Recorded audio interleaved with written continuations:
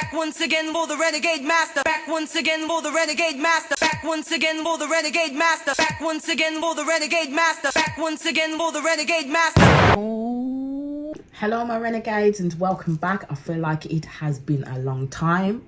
I have been working, I have been busy, so I am sorry I have been out of action and haven't got the rest of the Love is Blind season 7s on just yet. I have watched them all, so they will be uploaded very soon. Trust me on that one, they will be. I mean, what more can I say? There's nothing more that I can say, but here on this video I am going to be talking about the Day of the Jackal, because I have just binge watched all 5 episodes of the Day of the Jackal. Yeah, it's a new series that has come on Sky Atlantic, and it stars Eddie Redmayne and Lashana Lynch. They are the key players within this program, and when I started it, loved it,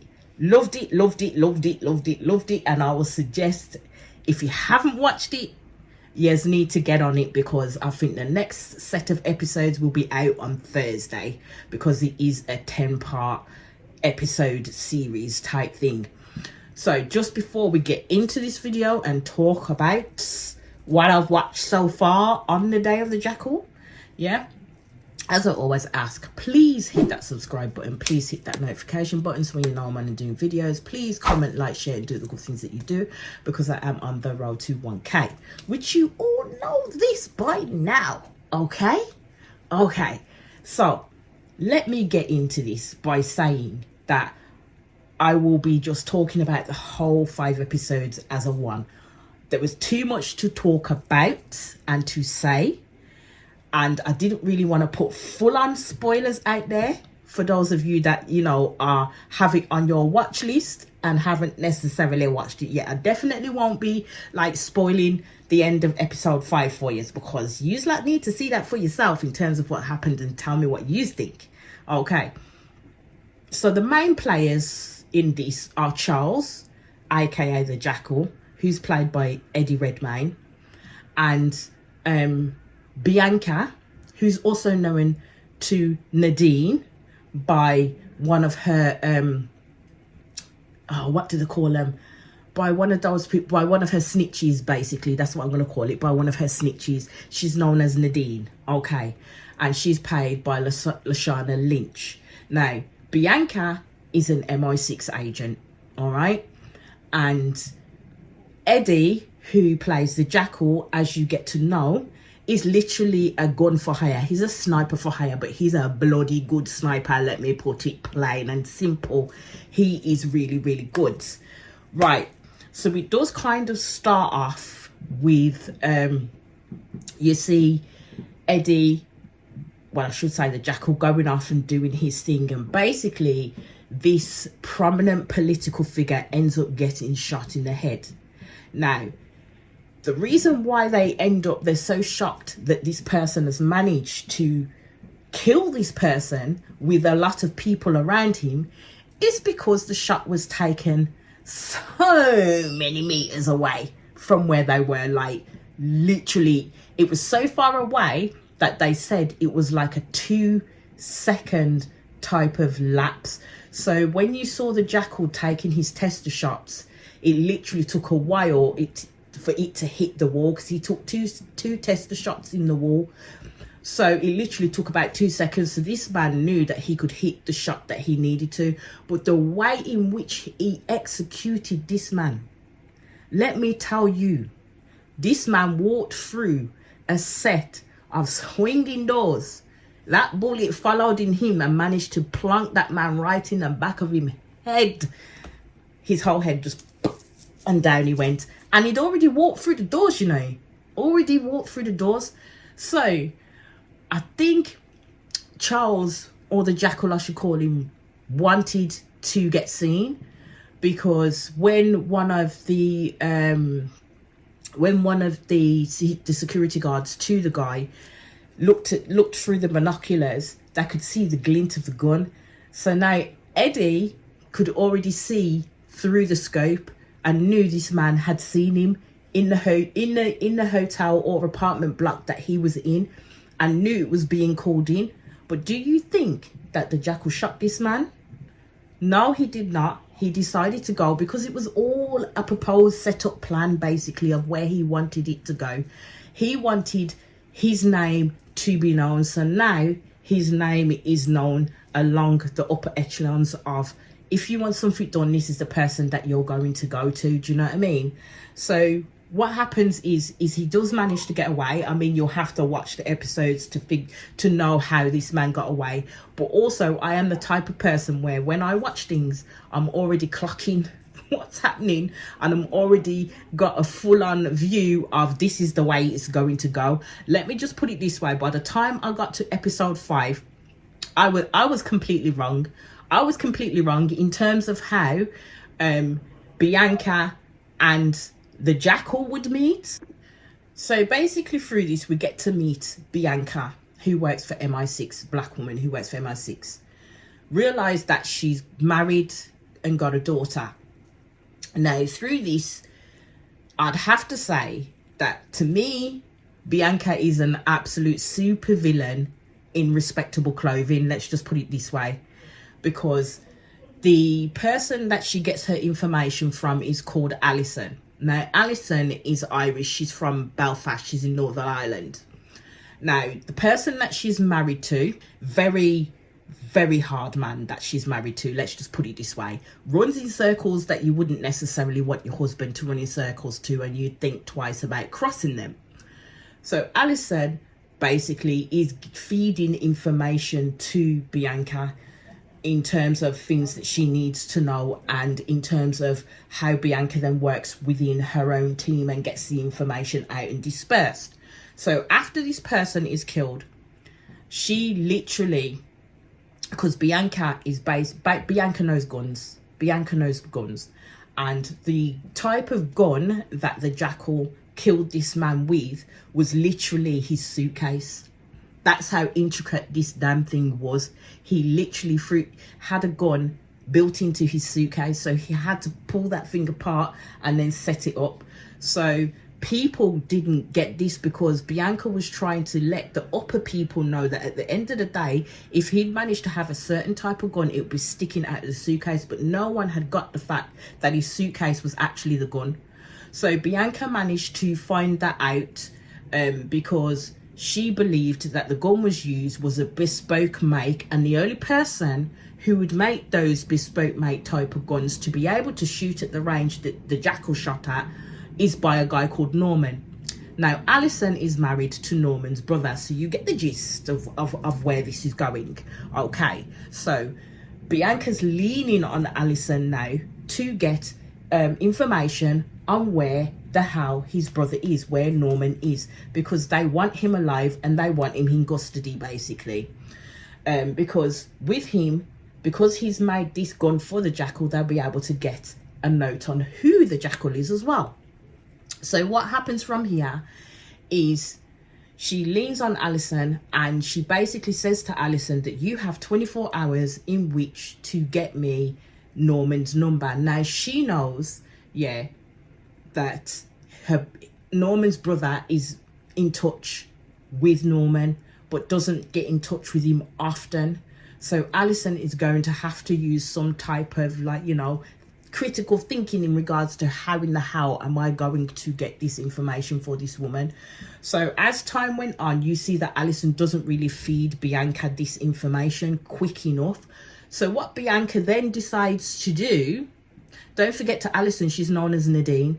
So what Bianca then decides to do is go to a protest where Alison's daughter is at, and she's called Emma, and decides to get her arrested. All I'm going to say is wrong move. Wrong move on that one. Complete wrong move on that one. Because what happens in the end is this young girl ends up collapsing in the cells and ends up dying on the way to the hospital. Do you think Bianca showed any type of emotional warmth or any type of emotion in regards to, you know what, I literally had a hand in this girl's demise, and now I'm going to have to tell the person who's feeding me the information that her daughter's dead, but I can't tell her that information. Because you know what, Bianca wasn't meant to have been there in that sense. So what had happened from there is this important guy comes into MI6 and is able to clear the mess up and ensure that Bianca's name is not involved in any of the police's paperwork, or nobody had seen her at that station. Because basically how they're playing it is, this girl died in police custody, so it won't fall back on Bianca. Never mind, Alison would never know that Bianca had a hand in her daughter basically dying in essence, which is pretty bad in and of itself, to be honest with you. I will say that I feel that Bianca, yeah, as I've already said, is a full-on super villain. She has a hand in things that wouldn't have went the way it went if she didn't take the actions that she took. So now she has one dead body already on her conscience, right? So what happens from there is like a ripple effect. So Alison's not told about her daughter's death until 36 hours later, because Bianca's been given 24 hours within that time frame in order to get the information about Norman from Alison. So what Alison does is she gets her husband to call Norman, and basically she does it under the guise of, because their daughter is in jail in London, for him to send them money so they're able to get to London to go and see her and try and fight her cause basically and get her the fuck out of there. Because Alison does call, as she calls her, Nadine, aka Bianca, to tell her, like, seriously, you are the only one I know can get her out of there, so can you get her out of there? So that's when I said she gives her the ultimatum in regards to getting the number. So she manages to get it by taking a screenshot or taking a photograph basically of her husband's phone while he's at the bar, but she had to do it damn well quickly, and she sends it to Nadine. So Nadine's got what it is that she's needed at that point in time. So you don't see until after that snowball effect that Alison and the husband end up getting told that their daughter is now dead. So now they're making their way to London and they're in the hotel, and at this point Nadine is still going on at Alison, Bianca's still going on at Alison. So as they get settled in London, you see it cut to Norman's place. Now, they've managed to pinpoint the location from the phone number to where this phone is situated. So they managed to get up there to go and apprehend Norman. But then what happens is it's in Belarus and it becomes a shit show basically. So Bianca ends up losing 2 of her agents. And Norman still gets away basically. But Norman now realises who Bianca is, right? So what happens from there is when Bianca then meets with her informant, that's the word I'm looking for, not snitch, but more or less the same, meets with her informant, who, aka Alison, she puts it to her husband that she's going for a walk basically, meets with her informant and tells her what's happened and basically wants to know where Norman is, and that the only way that they can get that is through the brother. Alison knows she can't go back to her husband to try and get this information for this woman, so she is literally on tenterhooks in regards to what happened. So by the time she goes back in, yeah, Norman has called his brother and told him what happened. So the brother did become suspicious and he asked his wife, basically, who was you speaking to? This is what happened to Norman, and why did you ask me to call Norman, to keep calling Norman? So she basically says to him, I asked you to do so because I wanted him to give us the money for us to come to London. So he basically turned around and says, let me see your phone.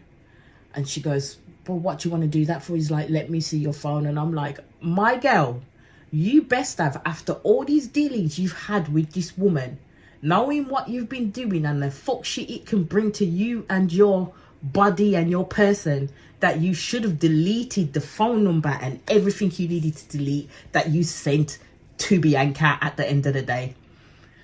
So she passes her husband the phone, yeah. He looks at the phone and automatically sees calls to Nadine. So he automatically goes, who the frick is Nadine? She thinks up the most stupid excuse and says, oh, it's one of the new hairdressers in the shop. So he's like, okay then, so if we call the hairdresser and say, can I speak to Nadine, would that person come to the phone? And she was kind of like, oh, it would be a day off. So as he's freaking talking to her, he's scrolling her messages.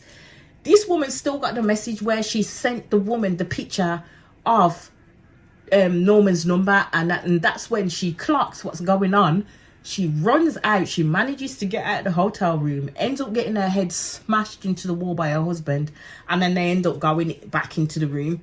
The only thing was with that part, it took a while for us to find out what had happened to Alison, basically, because it didn't take us there quite quickly, so everything else was playing out. But they also know on the flip side that there's a leak in MI6 in regards to the operation that ended up losing 2 of their people, basically, that someone leaked the information to Norman for him to be prepared in order to get the fuck out of there, basically. But they don't know who that leak is right about now.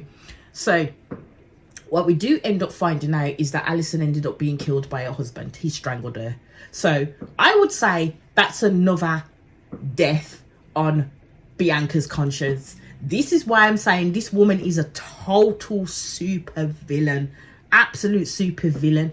And I think people in these types of jobs should not have families unless you retire from that whole situation, because as I've already said, Bianca's married with a daughter. She's also got two stepchildren because her husband was married previously and he's had 2 children previously, and now he's divorced from his ex-wife, basically. But you can see that the husband, the daughter, even down to the two stepchildren, know that there's something off with this woman, yes, so in front of them. It's like her job literally supersedes the welfare of her family. Let's just put it plain. What I've watched, it supersedes the welfare of her family. This woman is married to her job, and this is why she had no business being married to anybody else and dragging them into that bullshit in that scenario. So as he is, Norman's brother ends up calling him wanting an address, and I thought this is where the shit's gonna hit the fan, because this man already knows exactly who this woman looks like and who she's more than likely working for.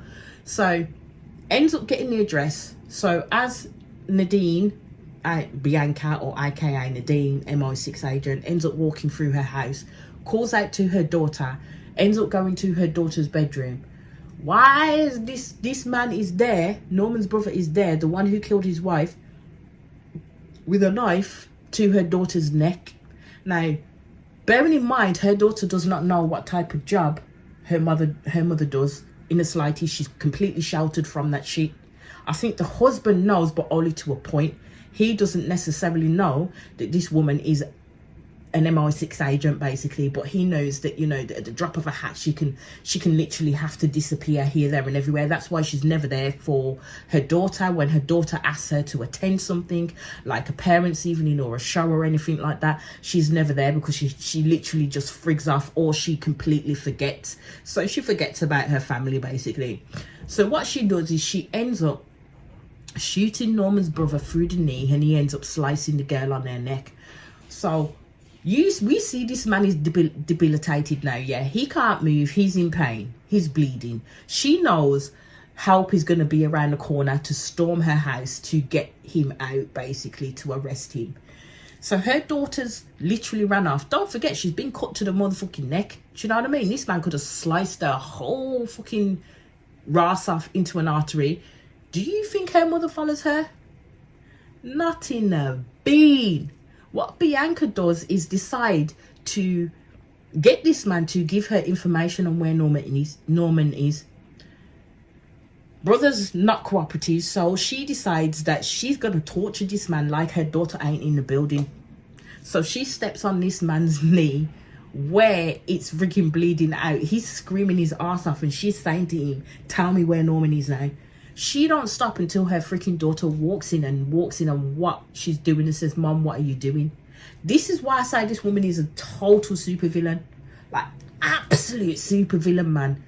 under the guise of someone that is supposed to be good, the shit that she does, and especially allows her family to see she really don't give a shit about family. She really don't. She doesn't.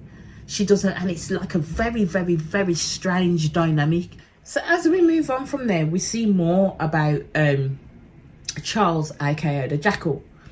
So he's basically somewhere like, and he's on the dark web basically. So he has his own little chip and pin thing that he uses in order to log in to get access to the messages that he needs for when he's hired to kill someone. They go through this kind of like, you know, dark web type thing. So he goes into that, logging in and basically telling this person now who he managed to kill through the swinging doors, my god, that they need to pay him the 10.5 million. They basically tell him to stand by, that they'll be putting it in, because he's saying he ain't been paid. So okay, it moves on from there, because while he's waiting for this person to send him the funds, right, this other person jumps into the chat, basically wants to pay him a lot of money in order to kill a certain person. Now, the certain person that they wish for him to kill is a man. I can't remember his exact name, but they dub him as Rodan. Basically, they dub him as Rodan, as in the thinker, right? So basically, this person wants to be able to meet him to discuss the terms and conditions properly. The Jackal is the type of person who don't meet anyone. But he basically said, okay, then I will meet you, and gives a fee in terms of a meet and where the person should meet him. So all of that goes down, right? He does end up taking the job. So basically, the person that they want him to kill has basically managed to make this whole interweb thing called the river. And what this river does is basically open up the bank accounts, or the finances, as you will, of the richest people within their hemisphere, and basically shows people, as in us ordinary lot, where these people get their funds from. Now, the person who has made it is basically, as they're saying, the richest man on earth. So he's rich, right? So there's people out there, especially those that are rich too, don't want that program to come out in the slightest, because they're thinking the best things are kept behind closed doors, because basically if their asses were shown, it would not be good. Let's just put it this way. People will see all the kinds of deep fuckeries that these people who earn big money are into or giving their money to. So these people, of course, you would know, wouldn't want that shit to get out. So the next best thing, is to hire a sniper assassin to go kill this dude. So what happens from there is the Jackal then goes back to his first job, because he still has not got paid.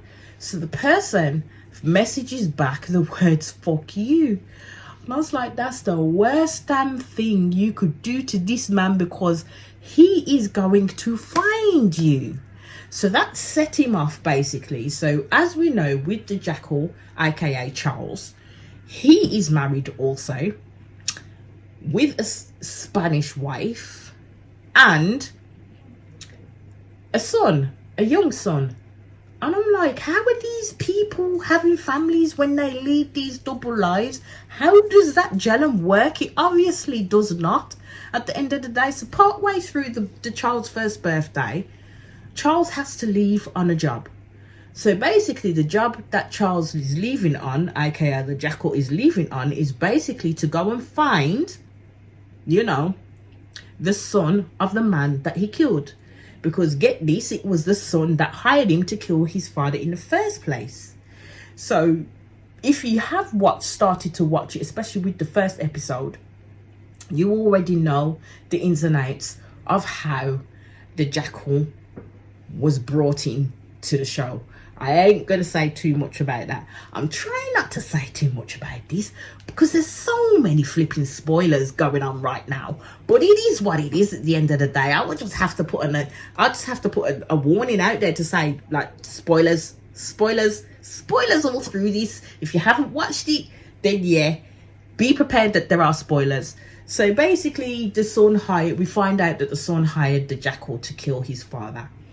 He's a little bit twisted himself. So the Jackal himself, basically, he can disguise himself in anything that he wants to. So he makes his own masks and stuff like that, and he can change his voice to basically temper to the tempo of the person that he needs to enact. Okay, so he would have a voice recording of the previous person, and if he's doing that, you know, the person that he's going to overtake in terms of their body form, he ain't keeping them alive, he ain't gonna tie them up, he's gonna fucking shoot them dead, which is what he did with one of the drivers that was involved in the funeral. So he ends up being the driver of the son's car. So as he's taking him off now, it all starts. So you got them all in a procession, following the funeral procession basically, and each one of them are all in their separate cars. So his security man, who actually saw where the shooter was when his father got shot, was in the car behind. So they end up following, and he's telling them to keep sights on this man. So it comes to an impasse where the Jackal then veers off. The son's security guy is following them. The Jackal ends up parking up somewhere after he's gone through all the thing and blocked him off and everything like that. You know, it has to have the action in somewhere, because he's already shot the man in his knee basically. And he turns to him and he says to him, "You know who I am?" And the son is like, I don't know who you are. And he goes, "No, you know who I am." So then it clocks on the son, and he was like, "I'm so sorry, I didn't mean to say that, but because you'd shot me in the knee, yada yada yada," you know, pleading for his life. The Jackal don't fucking care. He offers to pay the Jackal his money, or double that basically. Now, what we also have to remember is the phone that the son had was open, so the security person could hear the conversation that was going on. So as he turned around, you see the son make the confession that, "Yes, I know I hired you to kill my dad, and I did say fuck you. That's because you shot me, and I wasn't happy with that. So I was like, why the fuck should I be sitting here got shot when all you were meant to do was take out my dad," basically. Wrong move on his part, because he didn't realize that he would be found, or the Jackal would go to the lengths that he went to find this dude. But you know what? You didn't pay a debt. From when you didn't pay a debt, as he said, I can't have you running around saying this shit to me, and then people clocking on. It's gonna hurt my reputation basically, in regards to people thinking that then once I do a job, they ain't gonna pay me. So he ends up shooting this boy dead, but not before the confession was completely heard from the guard, basically from the security detail. So that's what happens there. The people who hired the Jackal basically to kill Rodin did not like that at first, because it would more than likely bring heat to them. So then when the big top gun who's hired him, basically, because he's got all these other minions going out doing his thing for him, he ain't gonna do no sit down face to face. He's got a face, which is a woman that goes out and speaks to the Jackal and does the dealings with him. So as they'd found out that actually what it was is the Jackal went to Munich again to find this man because of an unpaid debt, that's when they were like, yeah, now they want to continue doing the dealings that they want to do with him. So as, like, you know, time rolls on, you see Bianca literally trying to press information from Norman's brother as to where he is. Let's just put it this way, they do it in unorthodox means. They end up getting the information that they need to get. I would say that when it comes to the Jackal himself, yes, he's a gun for hire. Yes, he kills people to make a buck. Well, more than a buck, to be honest with you.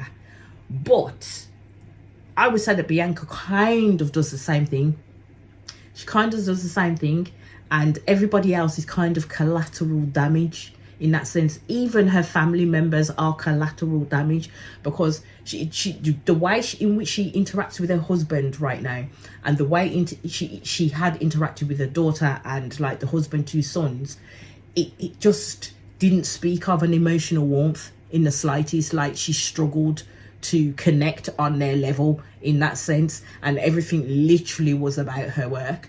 So as that then moves on, they end up finding where Norman is housed, basically. So that's where they go to find him. Unbeknownst to that is the Jackal ends up getting in contact with Norman, because I thought that they would have a close relationship anyway, because Norman builds bespoke guns for the Jackal in order to be able to not be detected by, like, you know, metal detectors and stuff like that, able to go through the airport, this, that and the other, and not be stopped.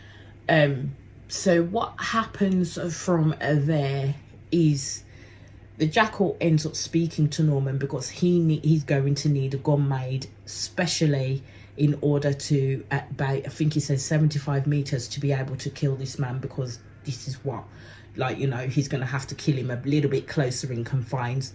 So basically Norman did inform him of the fact that, you know what, he's otherwise indisposed. Basically his arm was out of action. So the Jackal was trying to get from Norman, well, who have you been involved in? Because I think the Jackal already knew about the raid that happened to Norman with the MI6 people wanting his backside.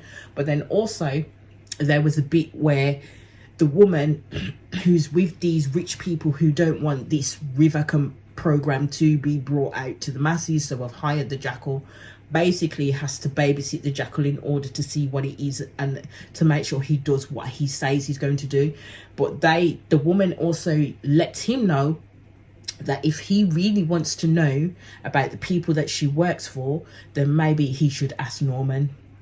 So that's piqued his interest in that sense. So then it leads on where Norman accepts the Jackal's help in terms of making his gun. So he ends up going to where it is where he's hiding out in order to get his gun made.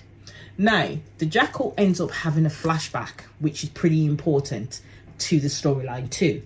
Ends up having a flashback when he sees this gun that's in camouflage, right?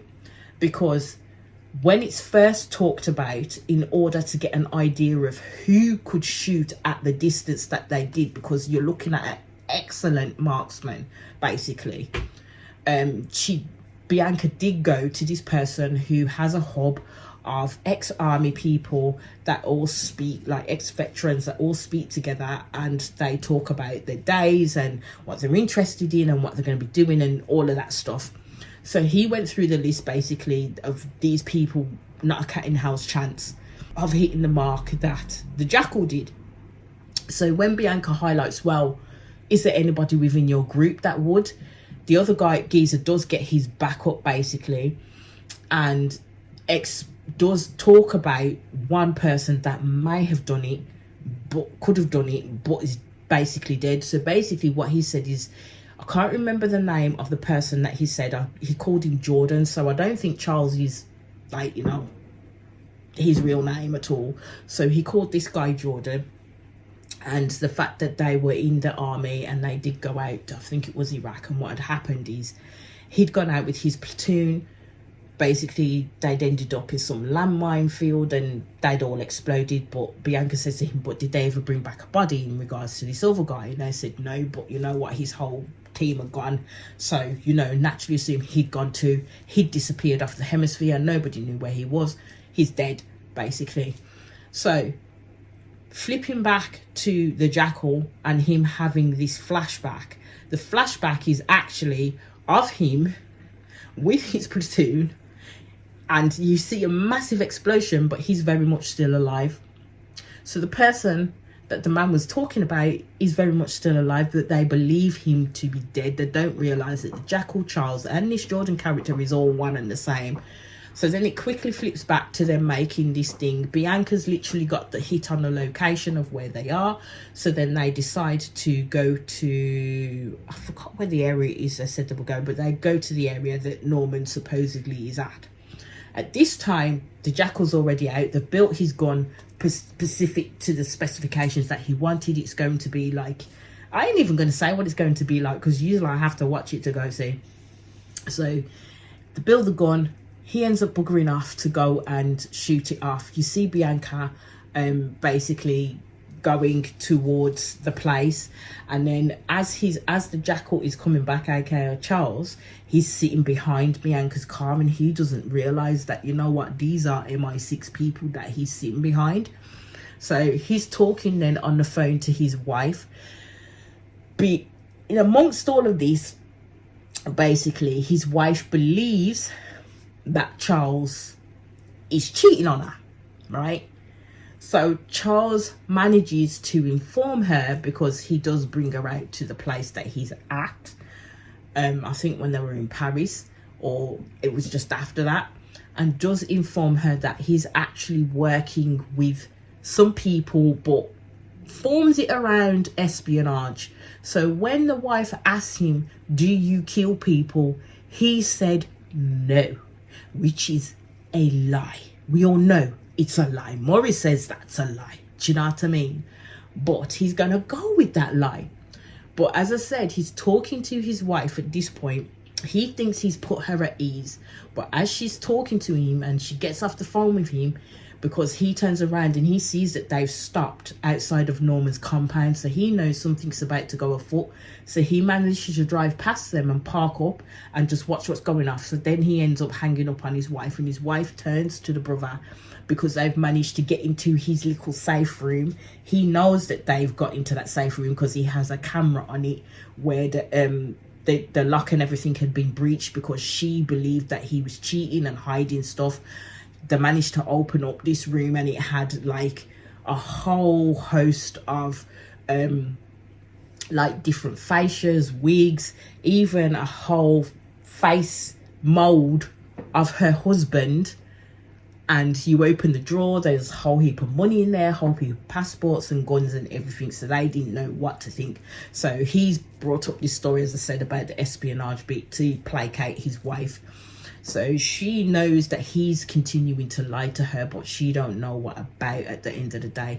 So from here, you see the Jackal then go to a cafe. He's sitting there to watch what's going to play out. So they've then drove off. So he's thinking, oh, sigh of relief, nothing's going to go on. And then he realizes that actually they're coming back up the road, and this time they're armed and motherfucking dangerous. Let's just put it this way. So you see the Jackal pick up the phone and try to warn Norman, which he manages to do. But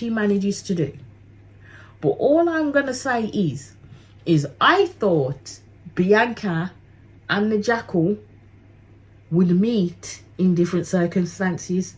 So I kind of thought that it would be Norman's brother that would get in contact with Norman to say, this is what's happened to my daughter, and as a result of that, this is what's happened to my wife Alison, and it's caused by the woman you give me the address details for. So I kind of thought that Norman would then spring into action and contact the Jackal and say, look, I need a hit put out on this person here, would you be able to do it? I thought Norman would hire her, but that's not how this thing played out at all. It is not at all. Let's just put it that way. So what happens is, or should I actually say what happens, or should I let you go and watch what happened in the last episode, and then we can catch ourselves up when we come to the next episode? Because I think this should be the part in where I leave it. Do you know what I mean? Because I've got so much away. Let's just recap quickly before I end this episode. So we know Bianca, who's played by Lasana Lynch, key player. The Jackal, aka Charles, or could be Jordan, real name, is played by Eddie Redmayne. And there's a lot of things that go on within this Day of the Jackal. All I'm going to say, it is a must watch. So please, if you haven't, get on Sky Atlantic and watch episodes 1 to 5. Because the next episodes will be on 6 to 10 will be on, I think, from Thursday. And I will do a short recap of episode 5 before we then get into episode 6. 6, 7, 8, 9, and 10. The next 5 episodes, okay? So be here or be square. This is where I'm going to end this episode. As I always ask, please hit that subscribe button. Please hit that notification button so you know when I'm doing videos. Please comment, like, share, and do the good things that you do. Because I am on the road to 1K. And I'll speak to you all again soon. My people.